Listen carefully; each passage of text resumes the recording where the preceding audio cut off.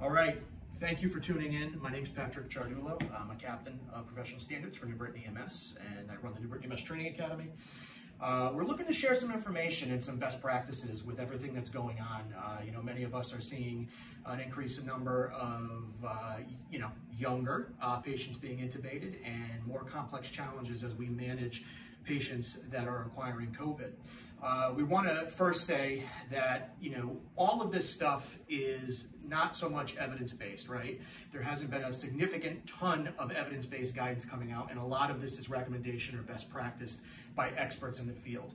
And so by no means are we saying we're experts in this, we're information sharing, and we're trying to problem solve like the rest of the EMS community and like the rest of the healthcare community. So we would encourage you guys, because we know that everybody in EMS has an opinion on how to do things. We would definitely encourage discussion on what your thoughts are in this process. And we'd ask for feedback to make this process better, because the goal of this is to keep our providers safer and to keep our providers' families safer and to stop the spread of this any further than it needs to go. The facts that we do know is that 80% of our COVID patients typically end up with, not significant presentation, fever, aches, pains, and it goes away. There are 17% though that end up with ARDS. And 4% of that population ends up on a ventilator. And when you look at those numbers, it doesn't seem like much, but when you look at the actual numbers, when you apply that percentage onto population, it begins to look a little bit more significant.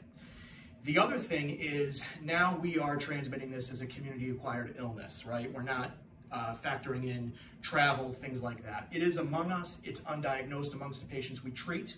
And so as we risk doing things that create aerosolization, we know it's droplet precaution, right? But when people are coughing, sneezing, when we're providing bag valve mask ventilations, CPAPing, intubating, providing supraglottic airway placement, any form of basic or advanced airway management, we are causing aerosolization of this virus. Which places us at great risk. And we do know that this is the point in time where healthcare providers are at most risk.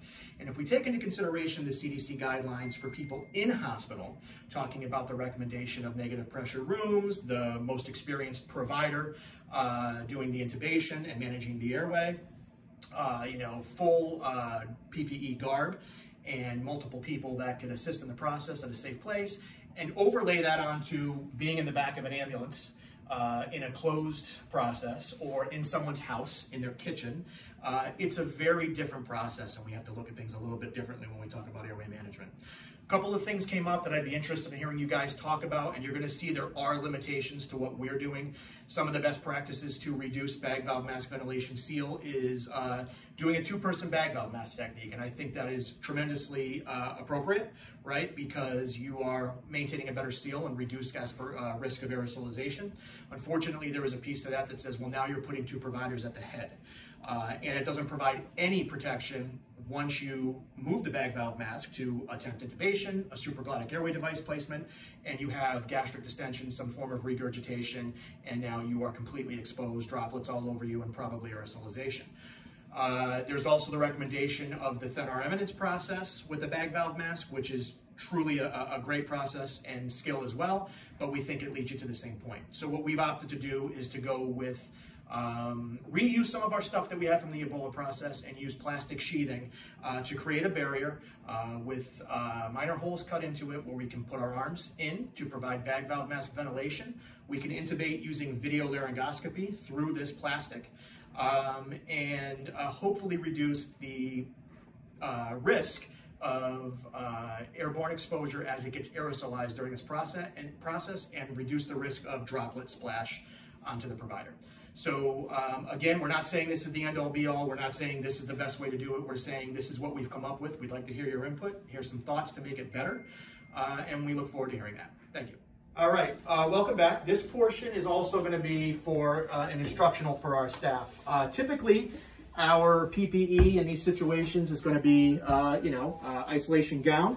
Lieutenant May is going to help me demonstrate the process. He's got an N95 on with a surgical mask, shield, and goggles underneath it. For the purposes of this demonstration, so you can hear me, I'm going to remove no N95 and no surgical mask. Keep in mind that would be in place.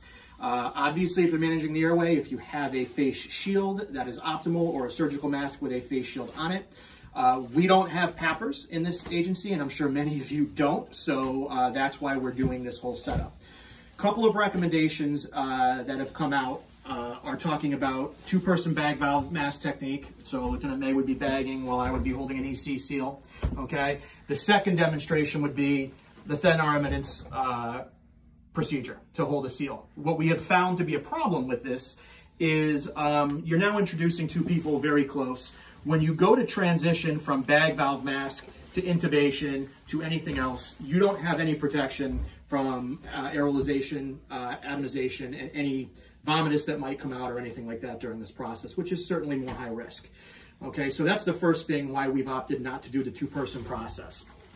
On our bag valve masks, we're going with HEPA filter. You remove the downspout on the one-way valve for exhalation. HEPA filter goes on the BVM. And then, as with recommendations from statewide guidelines for using a bag valve mask, we're going to use our PEEP on the end of that, and we're going to set it to a setting of 5 for PEEP. Okay.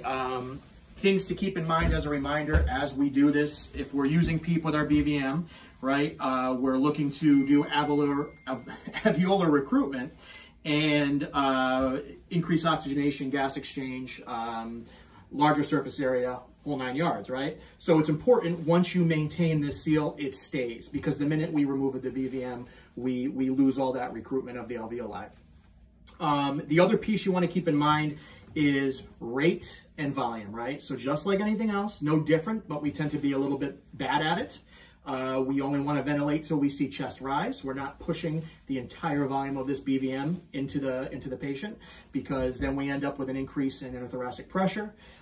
With these patients that may have significant cardiopulmonary collapse and be shocky, we're worried about decreasing cardiac return by increasing intrathoracic pressure.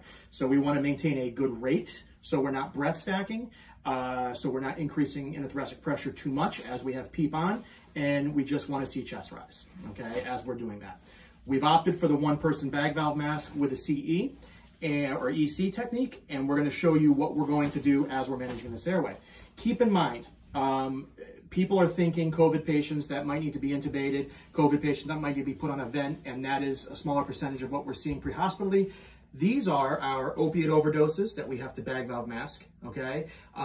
These could be potentially any patient that you need to do any form of airway management, and now that we're in the process of a community-acquired illness, they're undiagnosed. So you're going to be presenting with a increased amount of time at the airway managing this process. For our providers with suspected COVID patients, our medical director, we've removed intubation from the first attempt realm. We're going directly to a supraglottic airway. We're using a King LT for those patients. Recommendations from other people, again, this is not necessarily evidence-based, it's a lot of discussion of best practices, is a second generation supraglottic airway, might have a little bit better response at holding higher airway pressures, so you're not going to get any blow-by with those. We feel that, and so that would be like the iGel, the LMA Unique, but we're using the King LT. We have great success with it, great placement with it. We have very few failures, and it's quick. So you're not spending a ton of time at the airway and you're getting a good seal. I'd imagine that if the King LT failed for some reason, it would be prudent to intubate that patient so you don't have to maintain a bag valve mask seal for a long time, and that risks aerolization, leaks, and getting exposed. So we would make the same recommendations that the CDC says. Have your senior most provider, most experienced person that intubates, take that approach. At New Britain, we've removed direct laryngoscopy prior to this happening, because we're doing our own little study, but it's proven to be beneficial. We're going directly to video laryngoscopy for all of our advanced airway management cases and intubation. Okay, so we're going to pause there. Okay, so because Lieutenant May is in full garb, I've got him at the head to manage the airway. We developed this after seeing a really neat, simple plexiglass box that was designed by an anesthesiologist at St. Mary's in Waterbury, which really prompted us to say, wow, that's neat, you know, maybe we can implement something like this. Unfortunately, I think the plastic box for us in the field, in someone's house, in the back of an ambulance, to deploy it, to utilize it, it's a bit clunky. So we said, let's go with something similar. Now, this might scare people at first. It might look a bit overwhelming. But if you think about it, with this process, we're providing oxygenation and ventilation the entire time for the patient. So when we talk about risk of suffocation or the concern that it looks like that might be going on, it's not going to happen, and it has plenty of airflow around it. So we had leftover 5 mil plastic sheathing that we had utilized during the Ebola outbreak and crisis to seal off ambulances and certain things as we did that process. We've kind of repurposed it, and we've cut it into 5-foot sections, okay, squares. And within that, right along the middle fold, we've cut slats to put our arms and hands through, okay? This allows us access to the patient. So what we're going to demonstrate is a few different things. We're going to demonstrate simple bag valve mask technique. Stanislaw is going to help us do that. He's our Laerdal 3G Sim Essential. And Lieutenant May is going to do the bag valve mask ventilation piece. Okay.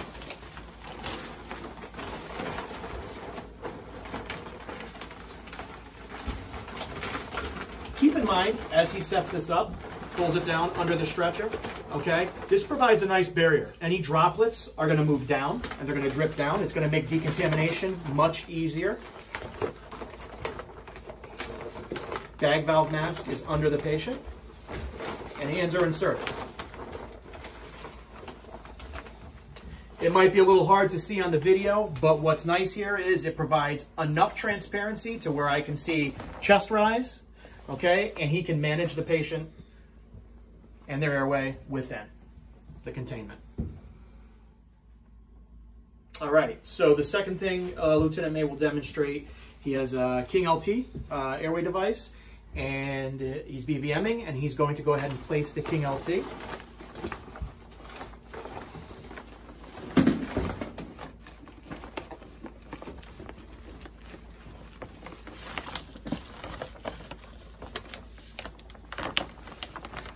Inflating.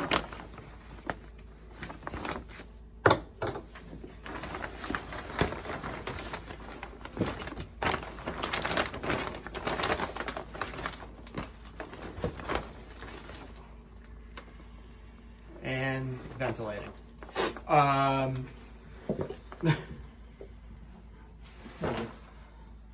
Chest rise, good flow. We would then obviously confirm with our end tidal, make sure we're getting good flow. And you'll note that was under a 30-second process to do that, so we didn't interrupt bag valve mask ventilations. The other thing you can do that we didn't note is this can easily be folded back, tucked into the arms. You have access to IVs, okay? We've done CPR very comfortably over this. There's probably is some limitation. You can't use probably a Lucas device. You'd have to go underneath, and unfortunately, that kind of, there is a little bit of a risk of contamination of outflow here, but it might still work. The downside to going like this is you can't put the plunger device over the plastic because then you don't allow for the appropriate adhering and recoil of the negative compression. So the last piece we're going to show you is endotracheal intubation with the King Vision, and you'll be able to see the clarity through this 5 ml plastic. So, okay, the last piece of this, we're going to move to an endotracheal intubation utilizing the King Vision.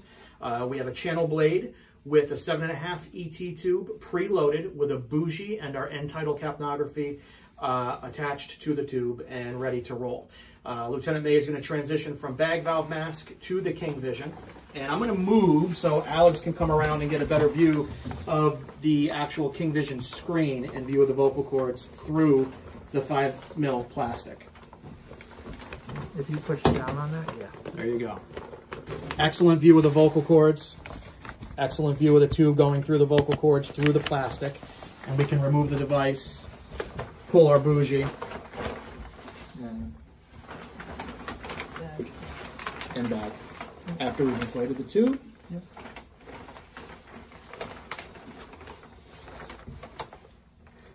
Confirming chest rise. Okay. Positive end tidal. And even at this point, listen over the epigastric and prolonged sounds. can go right under or slide under one of the holes that have been cut, as he only has one hand in there to provide bag valve mask ventilation. Obviously secure the tube, and that can all be done under this, or at this point in time, because the patient's intubated, you can do it with this folded back or taken off. So.